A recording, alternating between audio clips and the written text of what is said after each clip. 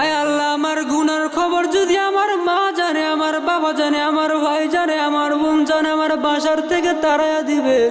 আয় আল্লাহ, আমার গুনার খবর তুমি জানার পরে তুমি আমার খানা বন্ধ করো নাই, বাতাস বন্ধ করো নাই। আয় আল্লাহ, তুমি আমার গুনার খবর জানার পরে তুমি আমার চলাফেরা বন্ধ করো নাই।